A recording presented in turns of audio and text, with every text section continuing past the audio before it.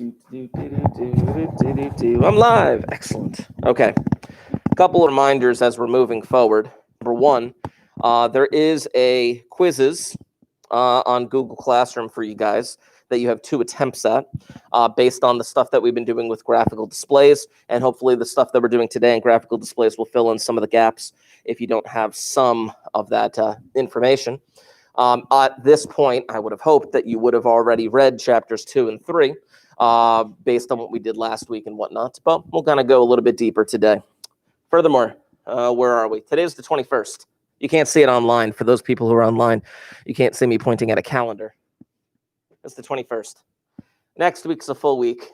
What's going on here? What's going on here? You have a week off. This whole week you have off. Did you not know that? Okay, yeah, you get that whole week off. Then there's this week. This week still counts as the first marking period. This week is the beginning of the second marking period, and what is also so special about this week? November 16th. Say again? Going every day. Everyone back together. Yay! Oh, it's going to be a disaster. Good? Oh. Yeah. There's this TV show that I don't watch. I've never actually watched it, but I've only seen like one scene from it. And it's called, I don't know if you've probably heard of it. It's called Schitt's Creek. Yeah, some people are nodding yes. I haven't seen the show at all, but there's one scene that I have seen, and it's where this guy is like trying to learn how to cook something. And the lady's there and she's giving him the directions and he's following the directions. And then she says, and the next step is you fold in the cheese. And he's like, okay, how do I do that? And she says, you just fold it in. And he's like, yeah, but what do you mean fold it in? Like, what do you mean? And they had this huge argument. She clearly doesn't know what it means to fold in the cheese. She's just reading the directions. She's just saying, it's just fold it in. So for teachers, we got that at the beginning of the year where it's like, wait a minute, how are we going to do this? How are we going to have everyone back together? How is it going to work? How are the days? Just fold it in, you know? Okay. I don't know. Literally, I show up every day. I think about what I'm going to teach. I make it up. All this stuff is just made up. You have no idea. You wouldn't, would you know if I made it up or not? Yeah, it's all made up. But then I teach you and they believe that I'm teaching math. So here we are. Let's talk about Derek. Have I told you about Derek? Oh, Derek's my best friend. Derek's my best friend from high school. He was the best man at my wedding. He had a rough go of things for a while after high school. He worked a ton of different jobs. He worked as a toll booth worker. He worked at Tom's River Music. He worked at Fantasy Island. He worked for a company that stuffed the junk mail that you get in your mailboxes. He worked for a dollar store in upstate New York just because he went there and didn't have enough money to get back home. He's had a rough go of things. In recent years, he started working for this online technology company where he was freelancing review articles about technology. Very boring stuff in my opinion, but some people found it interesting. And he would like review different processors and new computers that were coming out and different programs and things of that nature. And he impressed people by his knowledge. And they started giving him more things to do. And then all of a sudden they're sending him to all these technological conferences across the world. And he's going to like Florida and Texas and California and London and Hong Kong to go to these technological conventions to learn stuff and to review stuff. And I'm like, wow, this is crazy. And then he turns that into a job now working for a company called AMD. Anyone know what AMD is? No? All right. You know what Intel is, right? Cool.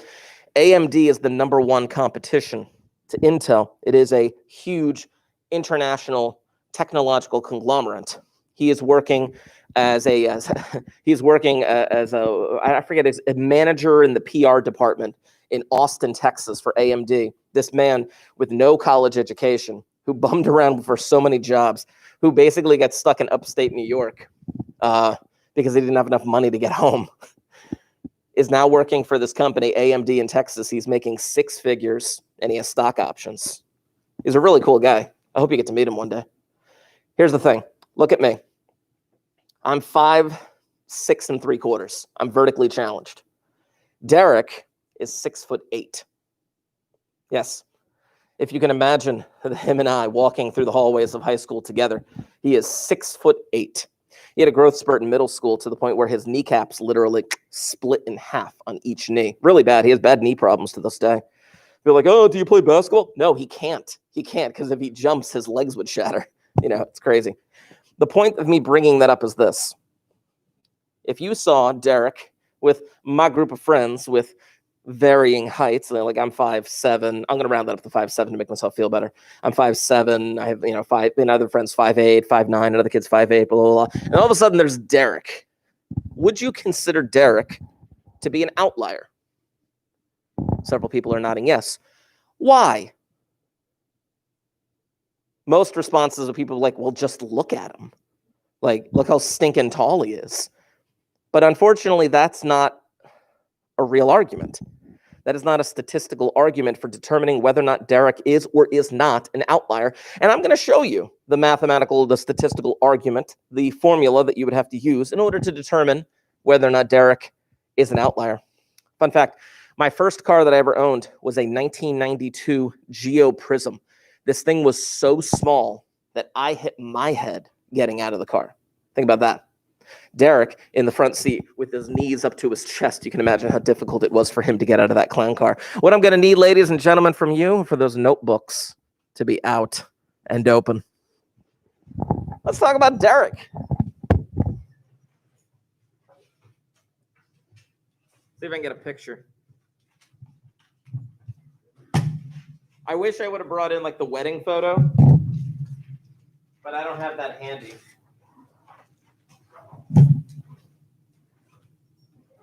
When I got married, I had to stand on the top step, and he had to stand on the bottom. It was so funny. So stinking tall. Here's a picture of Derek. See how tall he is. Like, just imagine, like, that's the doorway with him walking in. Like, he's so stinking tall. Oh, my gosh. Anyway. All right. We're talking about graphical displays. And one of the things that I wanted to talk about, of course, was a graphical display that included my friend Derek. So I'm just going to call this graphical displays continued. Graphical displays continued. Today is the 21st. And let's talk about my friends. My friends from high school. Now, I'm going to measure this all in inches because it's easier if you just stick to one type of unit. I don't want to do 5'7" inches. Instead, I'm going to do 67 inches. That would be me. When I first got my driver's license, I was filling out the information at the DMV with my dad because he drove me there. And I said, Dad, how tall am I? And he says, 5'8". And I'm like, Dad, I don't think I'm 5'8". And he's like, I'm 5'8". I'm like, yeah, but Dad, I'm clearly shorter than you. He's like, yeah, but you'll grow into it. I didn't. The greatest regret of, anyway, shut up. So and another friend who maybe was like 67, another friend who was 68 inches, another who was 69. Mind you, this is like 5'8", 5'9", things of that nature. A couple of friends who were 5'10". And then there's Derek, 6'8", would put him at 80 inches. 80 inches tall. It was unnerving. But that was Derek. Now, if I were to find some valuable information in regards to Derek, I'm going to zoom in on this screen right here. Last week I didn't see you, and hopefully you were following in the live stream. And you don't have to do this right now. I'm just going to review this visually with you. I'm going to enter in some data. I'm going to reset my calculator. This is just kind of a basic review. But if you hit Stat and Edit, you can enter in data into a graphing calculator or whatever calculator you have on the computer, that is. And I am going to enter in the information for my group of friends. And Derek. There he is. No, Derek's my best friend.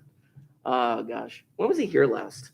He was probably here. Yeah, he was over here during the summer a little bit. I had him over the house because it was all COVID and everything. We kept all the windows open and we ordered pizza. It was great because my son is like, what? Anyway, so now I have all my data entered. I would like to see this data in terms of, well, an average. I would like to get an average. Now, it's easy to get an average. You just add everything up and divide by however many there are. But if I hit stat, go over to calc, there's one var stat, something that we learned last week. Boom. And it gives me all of this information right here. Now, I don't need all of this information. I just need some of this information. I just need some of this information. Some of the information that I just need, well, I need X bar. X bar is your average. I'm going to put 70.14.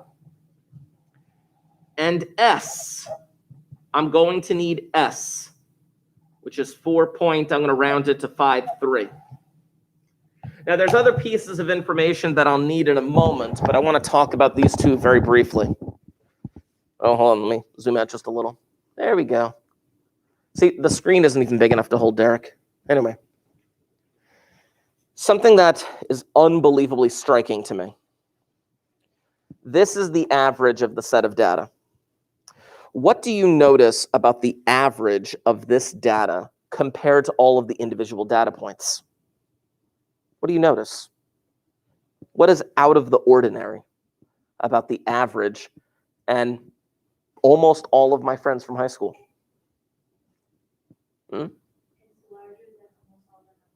Except for Derek. Yeah. 70.14 is an average that is higher than every single one of my friends except for him. That is nuts. That is absolutely nuts. That's kind of crazy. It's like Derek has taken the average as to where it actually should be and has pulled that average upwards in such a way where that average isn't necessarily reflective of this data. Now, last week, I talked about CUS. Last week, I gave you the acronym for CUS. CUS is the way that you would describe a set of data. You would describe a distribution. You would describe a visual graph of information. The C stood for center. And I wrote into those notes that you would use X bar if your data was symmetric. However, this data is definitely not going to be symmetric. This data is definitely going to be skewed. And if this data is skewed, somebody remind me, what is a better measure of the center if your data is skewed? I can't use X bar. I can't use your mean. What do I use? Not for the center. Standard deviation and IQR were measures of spread, how spread out the data was. The median, yes. If your data is skewed, you have to use the median to describe the center of that data. And again, I'm going to go through all four letters, the CUSS. Center was either going to be the mean or the median. And in this case, it's got to be the median. So I'm going to need more information. Now, if you notice on my calculator, I'm going to zoom in a little bit more. On my calculator, there's a little arrow indicating that there's more information down below, and there it is. The 5-number summary. I'm going to zoom out. I'm going to write that down onto my notes. I got a 5-number summary here. 5-number summary. That actually is the official title of these 5 numbers.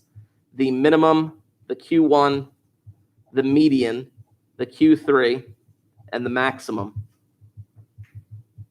My minimum is me, 67. Q1 is also 67. That's just coincidence. You remember back in the day when you guys did a median where you like had a set of data and you had to figure out what the median is? How did you do that back in the day? How did you find the median? You got all the data, you listed it out, and then what? You it listed from least to greatest, and then what? You did one of those things like where it's like, yeah, you're all nodding, yes, so you got to the center.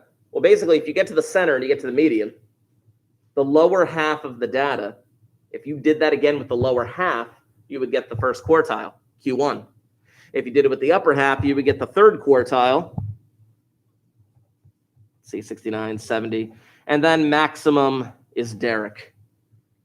Anyone ever watch The Good Place? No? Losers. I don't know. Now, if you watch The Good Place, then you would get the reference to maximum Derek. But sadly. Anyway, back to this. Let's see what the graph has in store for us. Zooming in. Now, that 5-number summary would be used exclusively to build a box and whisker plot, which I will show you in a little bit. These 5 numbers would be used to build that box and whisker plot. And because the minimum and the Q1 are the same number, there actually won't be a left whisker. Sad. Have you ever seen a cat like that? How'd I get here? How did I just get here? I got to stat plot. I'm looking at all these plots that are turned off. Ooh. Now, I'm not asking for any of the computers to be open, so don't worry about that. You can leave it open if you need to, obviously. But on the computers, I was going to reference the graphing calculator. If you had the graphing calculator in front of you, you'd be able to kind of see some of the functions that are on the buttons. Yeah? Second y equals, yeah. Now, on my calculator, it's in yellow. On yours, on the computers, I believe they're in blue. But it's stat plot. They're all off. I go into the first one. I'm going to turn that sucker on. Now, there's only 2 graphs that I'm currently interested in. Again, last week I talked about scatter plots. These are line graphs. Line graphs are really a function of like time. You have to go over time, but we're not dealing with that. Histograms are what we're really interested in today. These 2 are box and whisker plots, except I'm not really going to use that first one. I'm going to use the second one. And this one we'll eventually maybe get to. This one's called a quartile plot. It's really used for normal distributions and determining whether your data is normally distributed, but that's for the future. Today we're focused on these 2, histograms and box and whisker plots, for the type of data that I have so far. I'm going to change that to a histogram.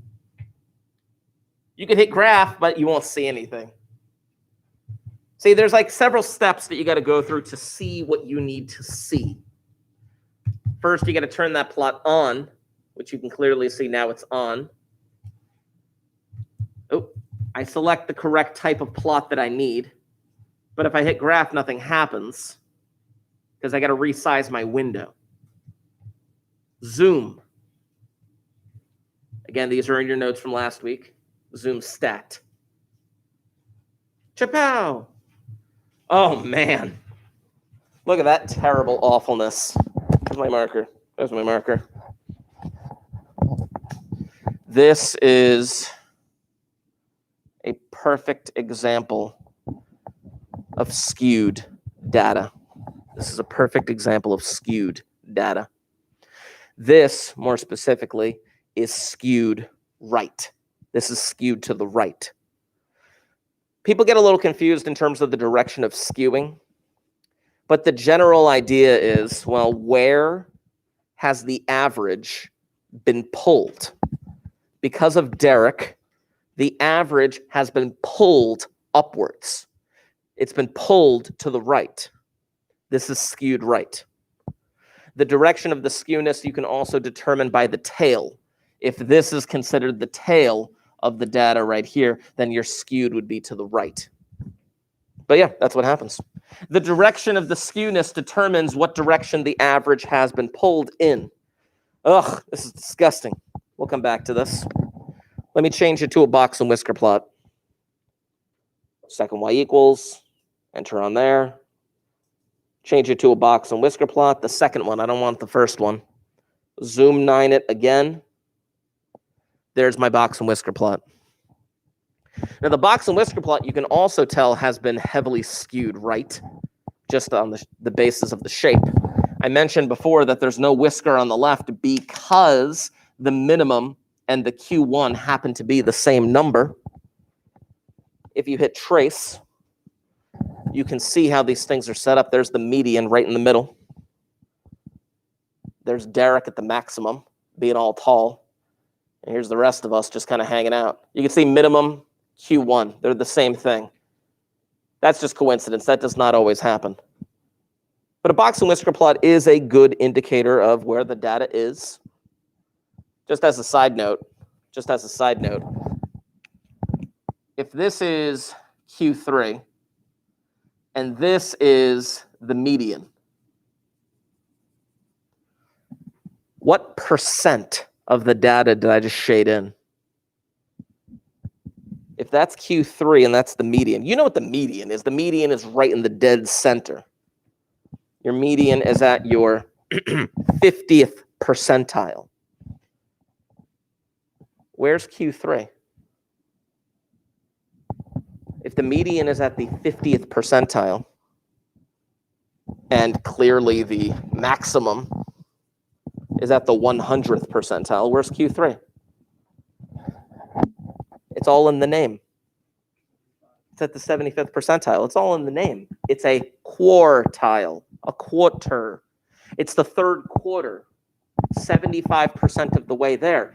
So if this is the 75th percentile and this is the 50th percentile, what percent of the data did I just shade in? 25%. Between every number in the 5-number summary, you have 25% of your data. Now, I only had 7 data points, clearly. A box and whisker plot is probably better represented by like a whole ton more data points. But roughly 25% of your data should be between each of those numbers in the 5-number summary. Crazy. Crazy, crazy, crazy, crazy, crazy. All right. Let me go to this. Zoom back out. All right. Let's see where this is going to take us. Come on, page. There we go. Let's talk about if Derek is an outlier, which clearly I believe that he is, but we have to prove it. To show a data point is an outlier, it has to be outside the following range. It has to be outside the following range.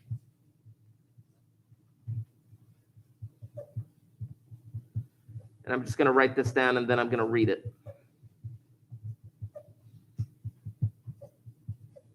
There we go. It has to be outside the following range. Now that range, I'll read it so you can get all the symbols correct, is Q sub 1 minus 1.5 times IQR, comma, Q3, Q sub 3, I should say, plus 1.5 times IQR.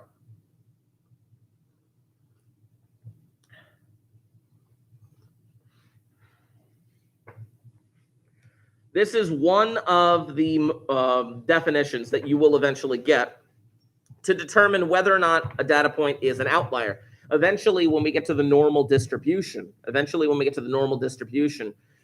you're going to find a different definition as to what it means to be an outlier. IQR, again, this is from last week, so I'm relying on your knowledge of watching that live stream. I'll ask 2 questions. First of all, what do those letters stand for? IQR. Interquartile range. Hey, remember back in the day when you guys learned range? It was like max minus min. Guess what? They wasted your time. Range is a dumb calculation. Interquartile range is a better calculation. Now, second question, how do you get it? Yeah. It's whatever Q3 minus Q1 is, yeah. Which in terms of our Derek calculation, this would be 70 minus 67, which is 3. Now, I want to emphasize something here. CUS. We talked about center. The first U stood for unusual features. The unusual feature in our Derek histogram would be that there was a huge gap. The shape of that Derek histogram would be skewed right. But now let's talk about spread. CUSS, center, unusual feature, shape, and spread. It's how you describe a distribution. It's how you describe a visual graph of a set of data. Spread is how spread out your data is. The more spread out your data is, the more varied your data is. The closer that your data is, the less spread out it is, the more consistent that your data is. With Derek, our data is pretty spread out, but there's two ways to kind of measure that. Either you measure it by standard deviation, which I wrote this on the board last week, but again, I said, well, actually, I think I put it into your notes. Did I give the note for the formula for standard deviation, the whole square root thing? Sweet, I did. All right. I was going to write it down again just for the fun of it. Standard deviation, where you would find the deviations, positive and negative, you'd square them, you'd add them all up, you'd divide by n minus 1, so you're not actually dividing by however many there are, you're dividing by one less, and then you're square rooting the whole thing back. Standard deviation is one way of calculating spread. However, you should only really use standard deviation to calculate spread if your data is symmetric. If your data is symmetric. If your data is skewed, then IQR is a much better indicator of the spread of that data. If your shape is skewed, I should say. So just something to keep in mind. Let's figure out if Derek is an outlier. If Derek is an outlier, then let's do this. Should be, wrong marker. 67 minus 1.5 times 3, because 3 was the IQR. 70 plus 1.5 times 3. This should give me, what is 1.5 times 3? What is that, 4.5? Yeah, it's 4.5. So like 62.5, comma, 74.5. Clearly, Derek is an outlier. Anybody above 74.5 inches, which is like, what is that? 6 feet would put you at 72. So that'd be 6'2.5". If you're above 6'2.5", or if you're under 5'2.5", then you'd be considered an outlier. Because Derek is outside this range, he is considered an outlier.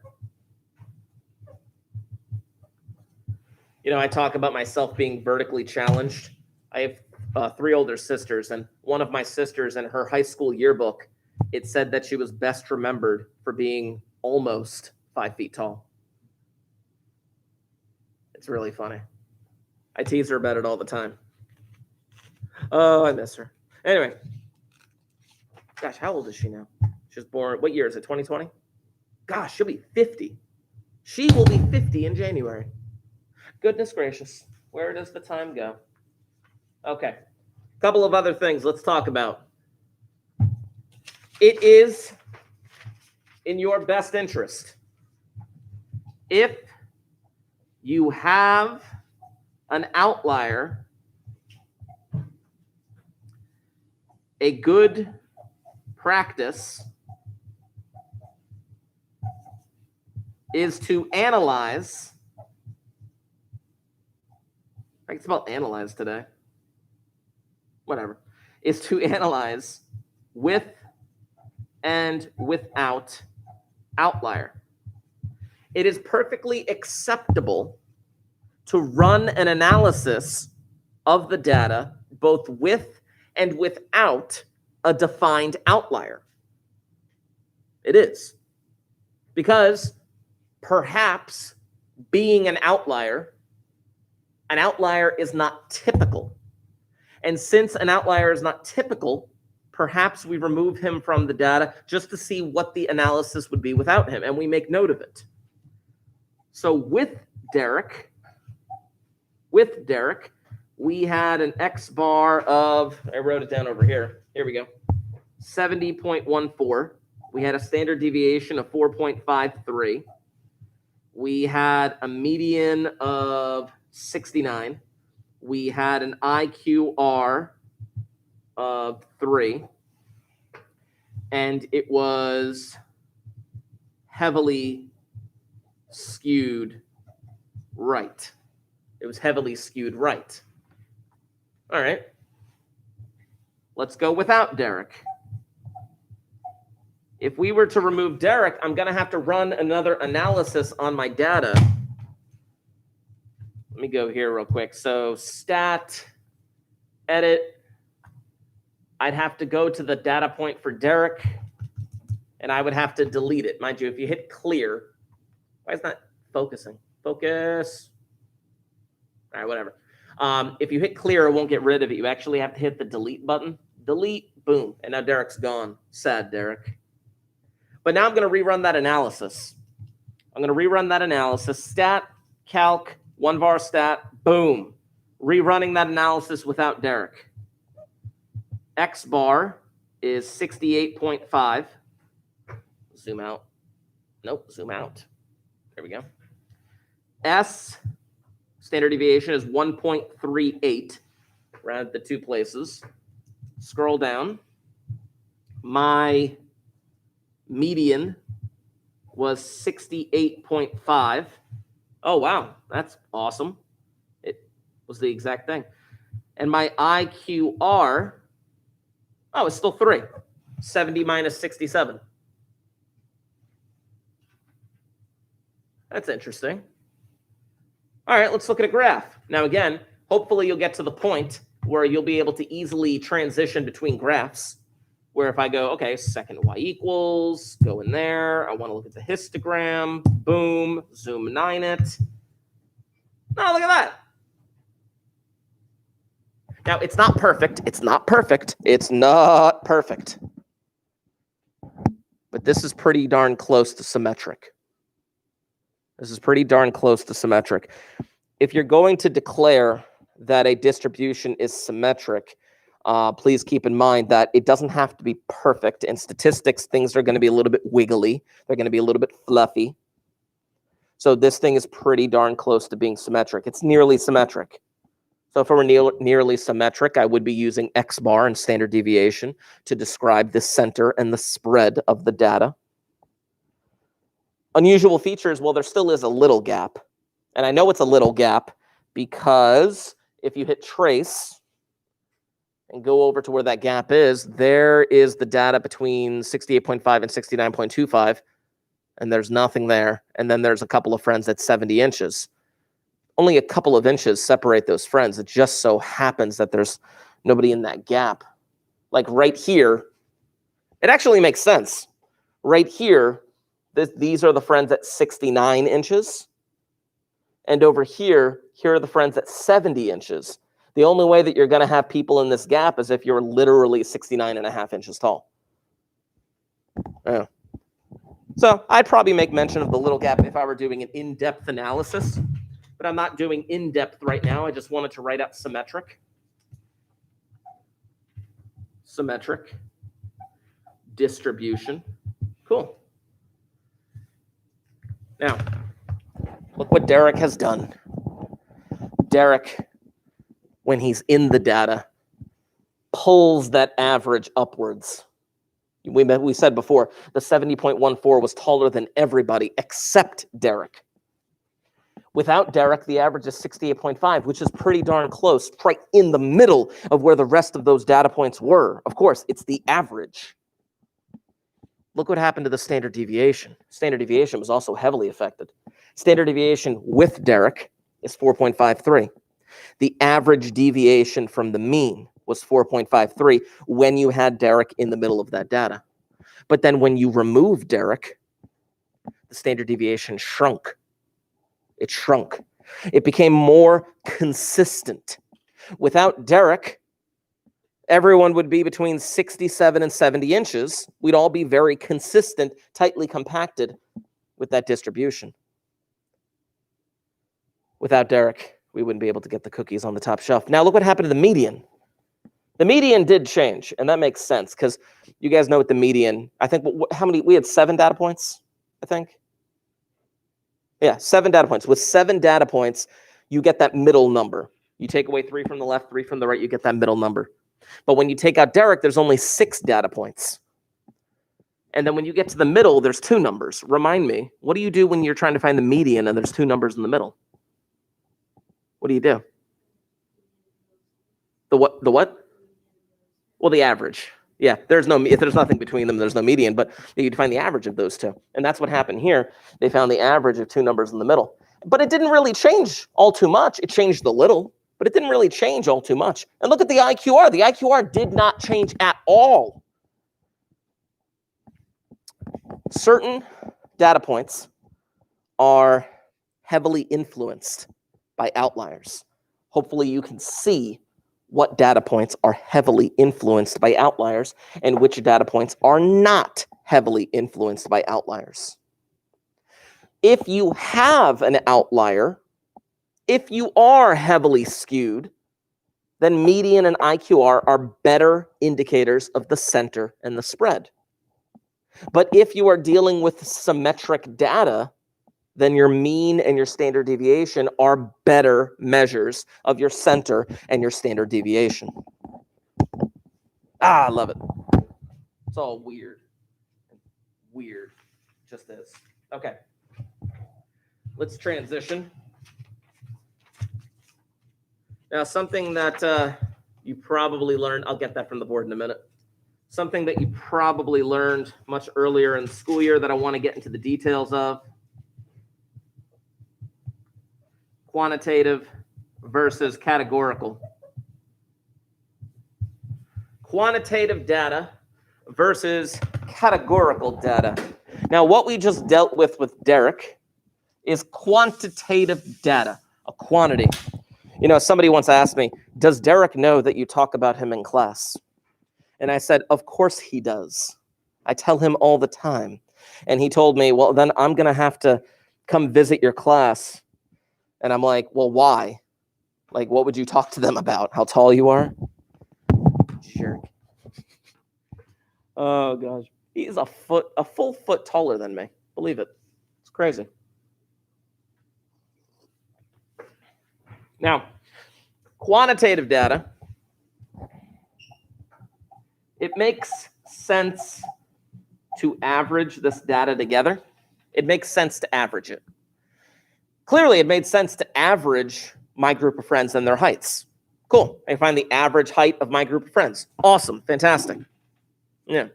Whereas categorical data doesn't make sense to average.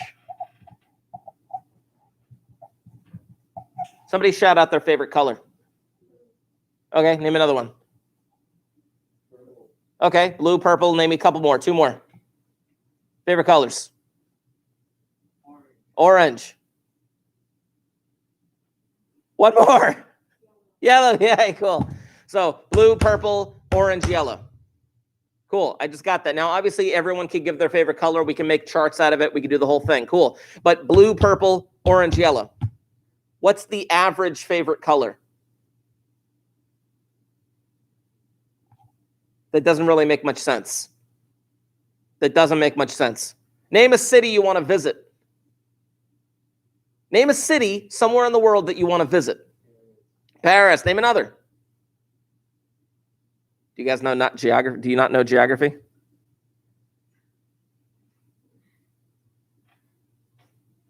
Okay, awesome. So, what's the average of Paris and nothing? It doesn't make any sense to average that. If you have something that is considered to be categorical data, it doesn't really make much sense to average it. I'm going to talk about people dying on the Titanic in a little bit, something that you probably read in the textbook. Hopefully, some people nodding yes. Okay. But that is going to be categorical data because I'm not going to give you like the average number of people who died on the Titanic. That doesn't make sense. No. Instead, I'm going to be showing you graphical elements of what class they were in on the boat. Either first, second, or third class, or part of the crew. Quantitative data The key word is quantity, an amount. Categorical data, there's two ways that you can call it. Category, of course, that belongs to a certain category, or quality. Now, depending on the textbook that you look into, obviously I know what our textbook is, but depending on the textbook that you have, depending on the class that you take wherever in the country, they may refer to it as categorical data or qualitative data. Qualitative, as in quality, you know. But anyway, for quantitative data, we can make box and whisker plots. We can make histograms. We can make stem and leaf plots. We can make dot plots. You can make all sorts of things with quantitative data. You can't see it. There it is. Box and whisker, histograms, stem and leaf, dot plots, things of that nature. Now, I want to write this out real quick. Categorical data, typically given as a count or percent. It's typically given as a count or a percent. Meaning, if I took everyone's favorite color and made a tally mark on the board for everyone's favorite color, those would be counts. If I wanted to get everyone's opinion as to what presidential candidate they were in support of, I can get a count. This many people support this person. This many people support this person. I can get a count for that. That's categorical data. Now, I can turn that categorical data into percentages by then saying, oh yeah, 55% of people like this guy, 45% of people like this guy. But they're based on the counts. I mean, to an extent, I guess you could say in some weird warped way that a percentage is kind of like an average. But in reality, we have to go back to the root of it. It's categorical data. Bar chart is one great way to show categorical data. Also, a pie chart, which I'm sure people are a bit more familiar with. A bar chart is not a histogram. A bar chart is used for categorical data. A histogram, typically you list the numbers from least to greatest and you create those things within the histogram. With a bar chart, the order doesn't necessarily matter. Like I don't have to put like, okay, red first and then blue second and then yellow third or something like that. The order doesn't really matter. I just have bars for all of them. It's kind of nice. Let's talk about people dying. Let's go back to the Titanic. You ever see the movie? It's a good movie.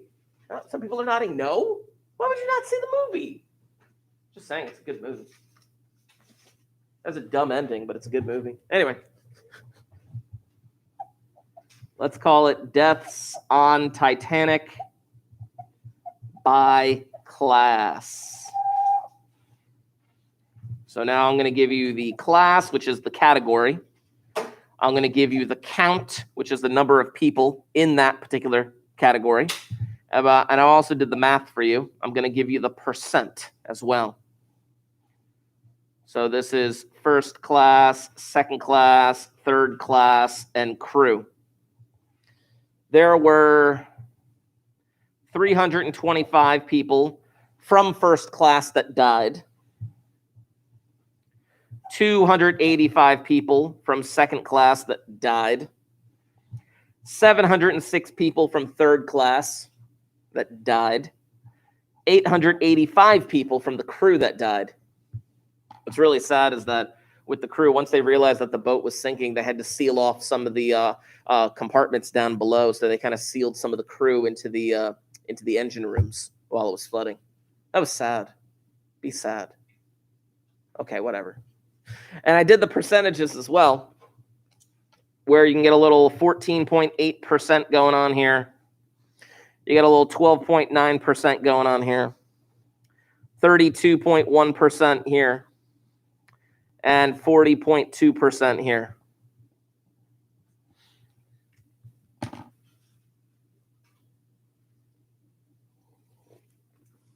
Now, a note that I need to make. A relative, I'm going to underline that word, a relative chart is referring to a display with percentages. I'm going to underline the word percentages. I need you to equate those two words in your mind. I need you to equate the word relative with the word percentage. If you see any type of relative chart, it could be a relative bar chart. It could be a relative segmented bar chart. It could be a relative pie chart, although pie charts are always relative. We'll talk about that. Then you're dealing with percentages. You're dealing with percentages. I'm going to put a note here. I don't know how many times I've done this over the course of the school year, but have I ever put any stars into your notes? Stars? I don't think I've done it that often. Stars are very, very, I keep a tight lid on stars. I'm going to put a star here. When I put a star in my notes, it's important. When you create a graphical display,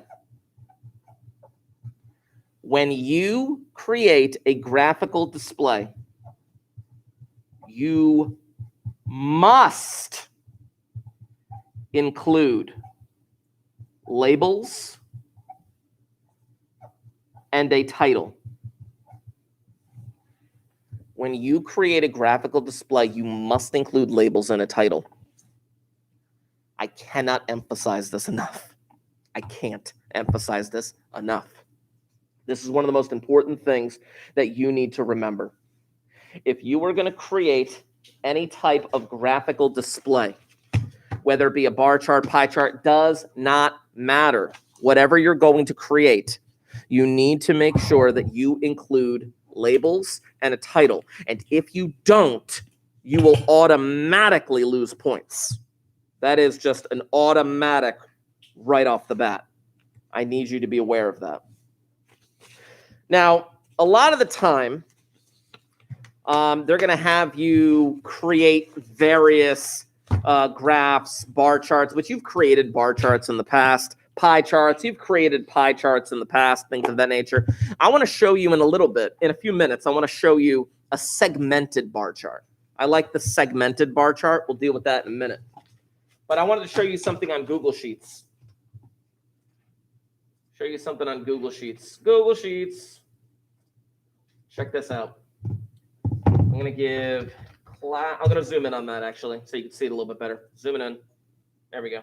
Class. There's first class, second class, third class, and crew. There is the count, which was 325, 285, 706, 885. It bugs me when things aren't centered, just so you know. I don't know why I like spreadsheets a lot. I don't know if you knew this. Some of you might know this already. But if you highlight those two columns and go to Insert, Chart, it creates something for you. I'm going to zoom back out. Hey, look, there's a pie chart. And what's really nice about this pie chart, you can see it right here. Look at that. First of all, they have a count right there, which I would like to give it a title in a moment. I'm going to figure out how to give it a title. But if you go over each wedge, not only do they give you the count, but they give you the percentage. I didn't type in the percentages. It automatically did that for me, which is nice. And you know about pie charts. Pie charts add up to 100%. So each wedge is proportional to the next. Can I add a title, delete chart, blah, blah, blah, blah, blah. Alternative text. Ooh, title. Can I give the title? Deaths on Titanic by class. Does it do it? Where is it? Ugh. There is a way to do that. I know there is a way to add in a title or something like that into this thing. But check this out. You'd also turn it into a bar chart. Oh, look, I can change this. Hold on. Deaths on Titanic by class. There's my title. Look, it has everything. Deaths on the Titanic by class. I probably center that to make myself feel better. Here's the count along the side. There's a label. There's the class along the bottom, the label. And you can see right here the individual categories that they fell into. Clearly, more people died from the crew than anything else.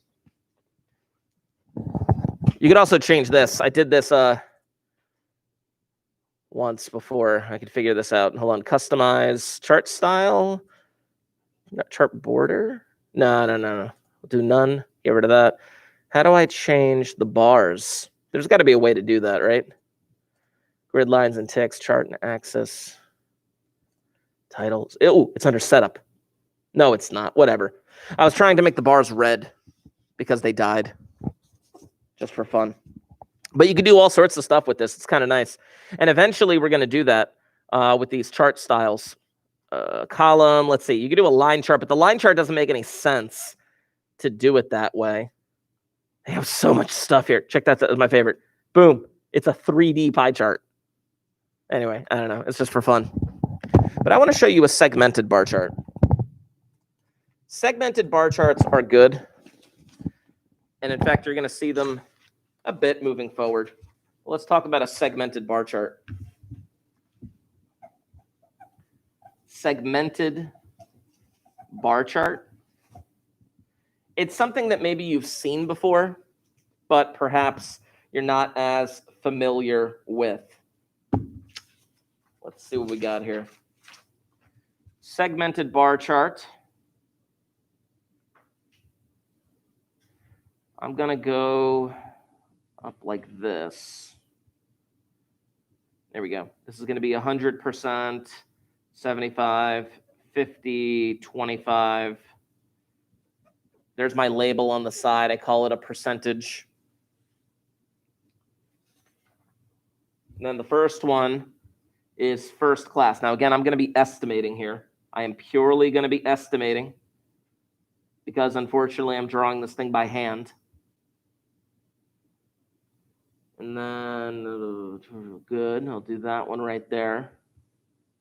Good. And then let me get my little thing here. I'll explain to you my rationale for this in a moment. 14.8. 14.8 is first class. First, and then there's second. Now, I could, if I wanted to, I could put the 14.8% here and the 12.9% here if I wanted to make it a little bit more palatable to look at. But if I add those two together, can you see? There we go. If I add those two together, that's 27.7. Trying to do something a bit more cumulative. I'm going to add 32.1 to get 59.6 or 59.8. So I'm going to go up to roughly wherever 60% is, which is about right there. 60%, this would be third class, and that would be 32.1%. And the remaining amount would be the crew, which is 40.2%.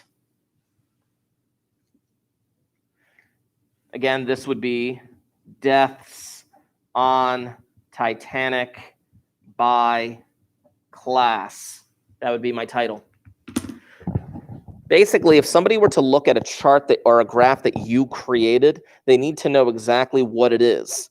And by labeling everything, okay, here's the percentages right here. I don't have any of the counts, but I have the percentages. So the deaths on the Titanic by class. Okay, so 40% of the deaths on the Titanic were the crew.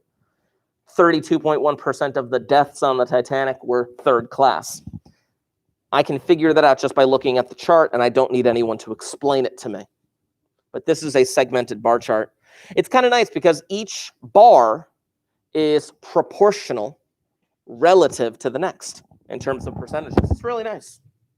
It's really, really nice the way that this thing works out. I wonder. I don't think that you can get that here. Set up. 3D pie chart.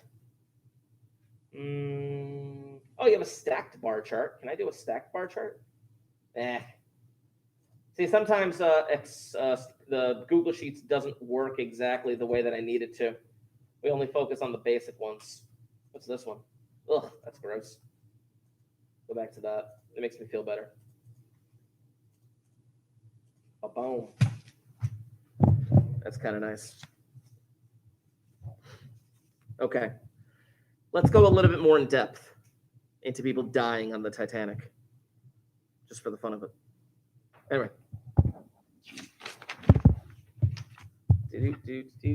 Boom. Let's see. Now, I'm going to give you slightly different numbers here. For some reason, my numbers that are here are set up in a slightly different way. Why are they set up that way? I'm not sure, but I'm going to stick with this. The numbers that I'm about to give you are slightly different than the ones before. I'm not sure why they're set up differently in my notes, but I'm just going to go with it. And let's just look at it this way. Here's another way to look at the deaths on the Titanic. I'm going to create something here with 1, 2, 3, 4. There we go. And I'm going to write in these numbers. Again, I'm going to stick to the numbers that I have written down because I think these numbers are slightly different than the ones I gave you before, but I want to stick to them nonetheless. Because there's no point in me trying to figure out what mistake happened. Instead, I just want to show you. Alive, dead, first, second, third, crew. Nice.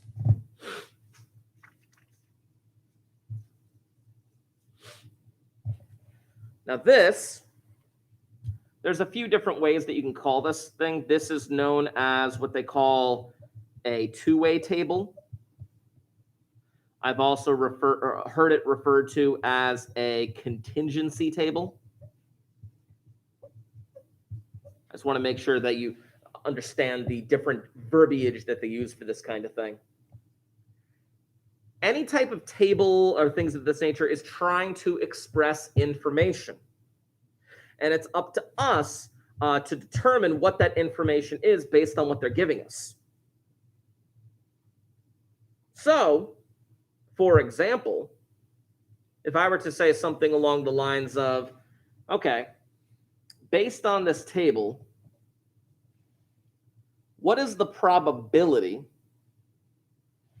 that you picked a name from the Titanic and they just so happen to be alive? Now, I'm going to write some things in red here because I ran out of room. But I ran out of room on purpose.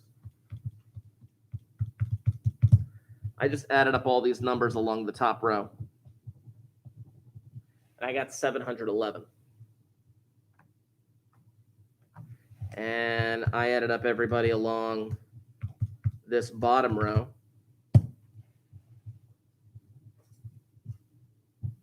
And I got 1490. And if I add those two numbers together, I got 2201. I think I know what that chart was. I think my mistake was made on the previous chart. I think this chart is the actual one that I needed. Whatever, I don't care. My point still stands. People died on the Titanic. We all know that. So question. If I were to pick somebody at random from the Titanic, a name from the, what is it called when they have like the list of all the people that are on the boat? Not an itinerary. Manifest? Manifest. Nobody know what the word manifest means? All right, you guys are weird. Anyway. How would I figure that out? If I were to pick someone at random from the manifest of the Titanic, what is the probability that they are alive? Ooh. I don't know what to do. Yeah? Well, that was from the previous chart, which, like I said, I think the previous chart I may have messed up. not in terms of what I showed you, but in terms of maybe some of the numbers. Like all the percentages were correct. It's just that I may have misrepresented some of the numbers on that chart. But the point still stands. How do I answer the question based on this chart? The probability that you were alive. How many total people are alive in this chart? Out of how many total people on the Titanic? Yeah. Boom.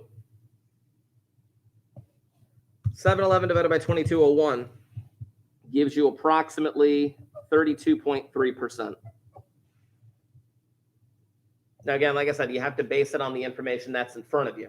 You have to base it on the information that's in front of you here. If I were to ask, what is the probability that I pick somebody from the Titanic and they just so happen to be on the crew? Now, that's a different question. What if they just so happen to be on the crew? What additional piece of information do you need? What additional piece of information do you need now? I don't know if your hand's halfway up or scratching your head. Yeah? 885. I think that's where my information came from the previous thing. I don't think it was deaths on the Titanic. I think it was like just people on the Titanic, which is weird. These are deaths on the Titanic then. Whatever. It's still, the point still stands. I would need that number. You told me that because it would be, in this case, 885 divided by 2201, which would be approximately 40.2%. Now, here's the big question. Here's the big question, and this is going to lead us into what we're going to be doing in the probably next week. And you did read a little bit about this, but I'm going to ask it like this.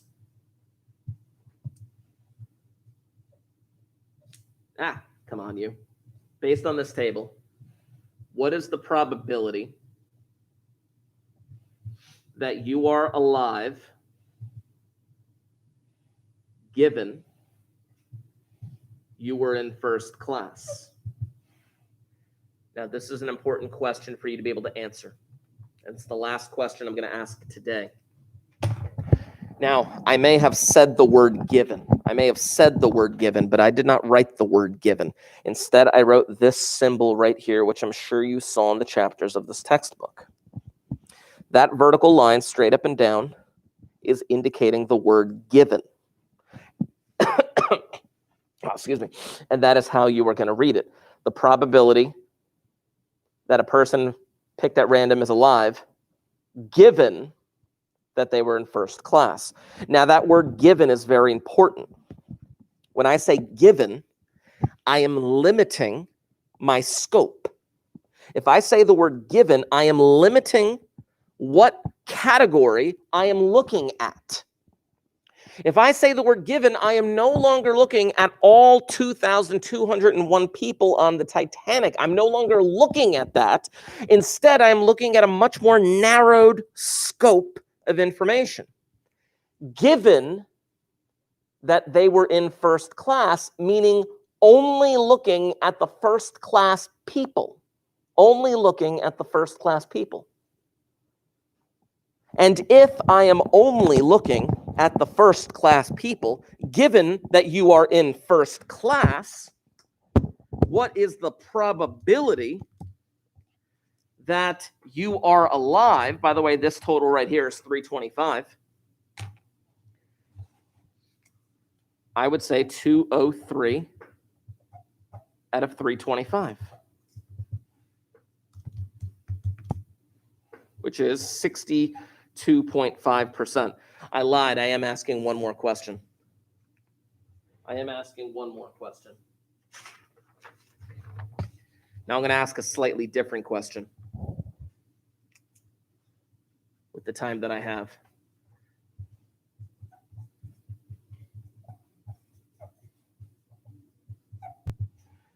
I asked the question, what is the probability that you are alive and in first class?